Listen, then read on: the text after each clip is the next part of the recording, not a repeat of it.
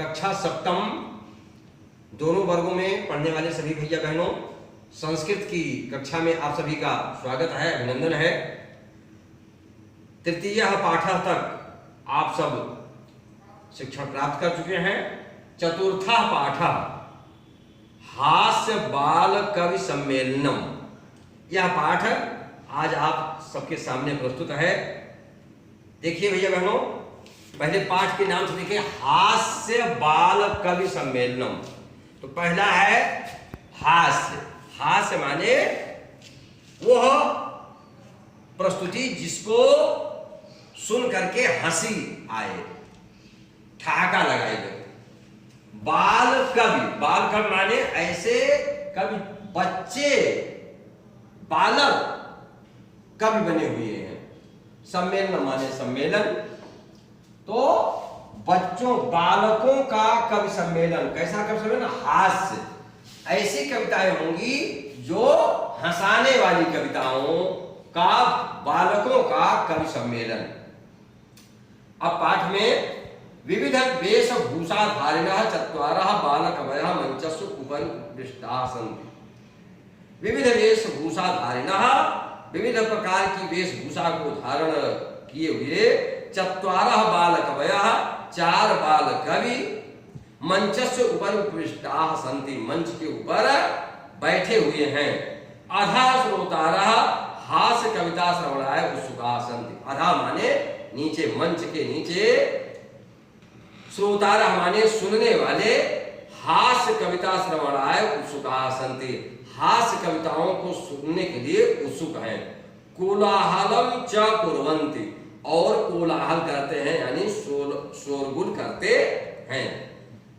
कवि सम्मेलन का संचालक सबसे पहले मंच पर आता है और बोलता है संचालक, अलम कोलाहलेन, कोलाहल नहीं। अलम के साथ भैया बहनों तृतीया विभक्ति लगती है, कोलाहलेन में तृतीया लगा है। अलम कोलाहलेन, कोलाहल नहीं यानी शोरगुल नहीं, शोरगुल मत करें। अद्य परम हर्षस्य अवसरा, आज बड़े ही हर्ष का अवसर है। यत अस्मिन् कवि सम्मेलने, कि इस कवि सम्मेलन में काव्य हंतारः कालयापकाश्च भारतस्य हास्य कवि धुरंधराः समागताः सन्ति। कि इस कवि सम्मेलन में काव्य हंतारः, कविता की हत्या करने वाले, कविता को नष्ट करने वाले, तथा कालयापकाश, काल माने समय, यापकाश माने नष्ट करने वाले या बर्बाद करने वाले, कविता को नष्ट करने वाले या कविता की हत्या करने वाले तथा समय को बर्बाद करने वाले भारत के धुरंधर हास्य कवि समागता सन्ति माने आए हुए हैं।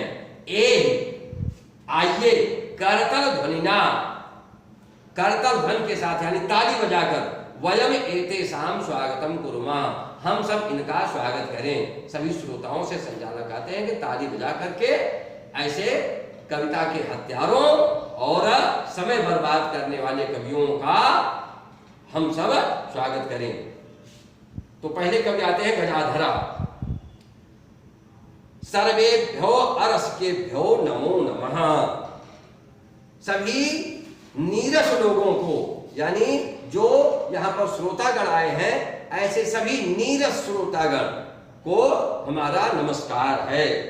प्रथमं तावद अहम आधुनिकम वैद्यम उद्देश्य स्वकीयम काव्यम श्रावयामि। प्रथमं तावद, तब तक, सबसे पहले, अहम माने मैं, आधुनिकम वैद्यम उद्देश्य, आधुनिक वैद्य को लक्ष्य करके, उद्देश्य बना करके, स्वकीयम काव्यम श्रावयामि, अपनी कविता सुनाता हूं। पहला ये गजाधर कब कविता सुनाते हैं। वैद्यराज नमस्तुभ्यं यमराज सहोदरः, यमस्तु हरति प्राणान् वैद्यः प्राणान् धनानि च। हे वैद्यराज, नमस्तुभ्यं, तुमको मेरा प्रणाम है, तुम्हें मेरा नमस्कार है। हे यमराज के सहोदर, हे यमराज के सहोदर माने सगे भाई वैद्यराज, तुम्हें मेरा प्रणाम है। क्यों? यमस्तु हरति प्राणान् वैद्यः प्राणान् धनानि च। क्योंकि यमराज तो केवल प्राण को हरता है या हरते हैं। वैद्य प्राणान धनानि च, लेकिन वैद्य प्राण और धन दोनों ले लेता है। चिकित्सा में जो पैसा लगता है उसको भी ले लेता है और उसके बाद कहता है मरीज नहीं बचा तो हम क्या करें। तो ऐसे श्रेष्ठ वैद्यराज को मैं नमस्कार करता हूं। सर्वे उच्च हसंत, जितने लोग बैठे हैं खूब ठहाका लगा करके हंस पड़ते हैं। दूसरे कवि आते हैं जिनका नाम है कालांतक। अरे वैद्यातु सर्वत्र, अरे वैद्य तो सब जगह है, परंतु न ते मादृशा कुशला जनसंख्या निवारणे, लेकिन जनसंख्या की समस्या के निवारण के लिए, समाधान के लिए मेरे जैसे कोई नहीं है।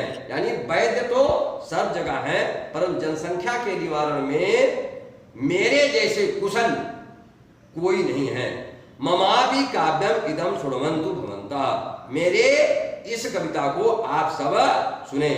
चितां प्रज्वलितां दृष्ट्वा वैद्यो विस्मयमागतः, नाहं गतो न मे भ्राता कस्येदं हस्तलाघवम्। चितां प्रज्वलितां दृष्ट्वा, जलती, प्रज्वलिता माने जलती हुई चिता को देख करके वैद्यो विस्मय मागता, वैद्य को आश्चर्य हुआ, वैद्य को विस्मय हुआ यानी आश्चर्य हुआ। किस लिए? ना हम गतो न मैं भाता, न मैं गया और न मेरा भाई कालांतक गया। कस्येदं हस्तलाघवम्, तो ये किसके हाथ की कुशलता है कि यानी न वैद्य गया मारने उस व्यक्ति को और न कालांतक गया यानी प्राण का हरने वाला, तो किसके हाथ की चतुराई है जो ये व्यक्ति स्वयं मर करके चिता पर जलने लगा। सर्वे पुनः हसंति, इस कविता को भी सुनकर के सब खूब तेज से हंसते हैं। अगले कवि है तुंदिला, उनकी खूब तोंद निकली हुई थी। तुंदा से ऊपर हस्तम आवर्तन, तोंद के ऊपर हाथ को ऐसे घुमाते हुए तुंदिलम अहम भो, हे लोगों मैं तुंदिल हूं माने तोंद वाला हूं। ममात इदम काव्यम श्रूयताम, मेरे इस कविता को सुने।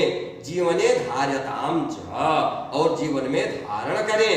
परान्नम प्राप्य दुर्बुद्धे मां शरीरे दयां कुरु, परान्नम दुर्लभम लोके शरीराणि पुनः पुनः। परान्नम दुर्लभम लोके शरीराणि, दूसरे का अन्न शरीर के लिए बार बार दुर्लभ होता है, इसलिए परान्नम प्राप्त। हे मूर्खों, हे दुर्बुद्धि लोगों, दूसरों का अन्न प्राप्त करने में लगे रहो। शरीर के प्रति दया मत करो, खूब खिलाओ। शरीर रहेगा तो रहेगा, मरेगा तो मरेगा, लेकिन खिलाओ खूब, क्योंकि दूसरे का अन्न बहुत दुर्लभ होता है, उसे प्राप्त करते रहो। इसके बाद चारवाक का भी आम आम हाँ हाँ शरीरस्य पोषणम सर्वथा उचितमेव, शरीर का पोषण सर्वथा उचितमेव, हमेशा ही उचित है। यदि धनम नास्ति तदा ऋणम कृत्वा भी पौष्टिका पदार्था एव भोक्तव्य, यदि धन नहीं है तो ऋणम कृत्वा कर्जा करके पौष्टिका पदार्था एव भोक्तव्य, पौष्टिक पदार्थ ही खाना चाहिए।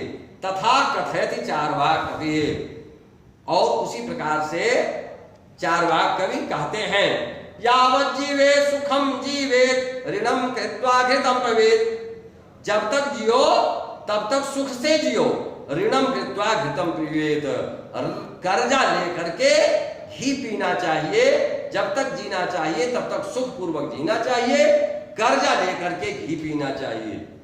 एक श्रोता नीचे से खड़ा होकर के कहता है तर्हि ऋणस्य प्रत्यर्पणम कथम, तो ऋण की वापसी कैसे संभव होगी?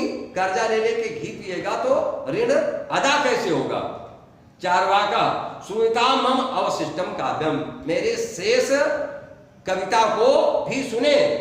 घृतम पीत्वा श्रमम कृत्वा ऋणम प्रत्यर्पयेत जनः, यानी ऋण लेकर के घी जरूर पियो, लेकिन घी पी करके खूब श्रम करो और श्रम करने के बाद कमाई करके ऋण की अदायगी करो।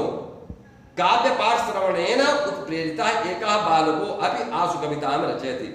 कविता को सुन करके उसके कविताओं से प्रेरित होकर के एक बालक भी तुरंत एक जवाब में एक कविता की रचना करता है और हास्यपूर्वकम च श्रावयत्, और हंसते हुए सुनाता है। क्या सुनाता है? श्रूयताम श्रूयताम हो, हे भैया लोगों सुनो सुनो, ममापि काव्यम, मेरे भी कविता को सुनो। ऊपर मंच पर दौड़ कर जाता है उसने, गजाधरम कविम चैव कुंदिरम भोजलोलुपम कालांतकम तथा वैद्यम चारवाकम च नमाम्यहम्। आज के कवि सम्मेलन में जो आए हैं ऐसे महान गजाधर कवि,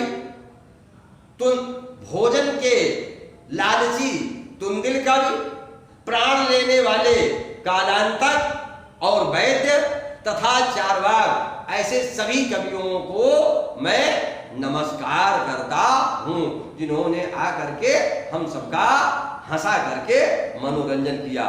काव्यम श्राव्यता हा इति कृत्वा हसन्ति। कविता सुनाते हुए वो बालक खुद हा ऐसे हंसते हुए चला जाता है। अन्य चापि हसन्ति, और सभी कवि और श्रोता भी हंसने लगते हैं। सर्वे गृहम च गच्छन्ति, और सभी अपने घर चले जाते हैं। इस प्रकार भैया बहनों, इस वीडियो के माध्यम से आप अपने पाठ को जो व्हाट्सएप के द्वारा पहुंचा होगा देखते हुए समझते हुए पढ़ेंगे।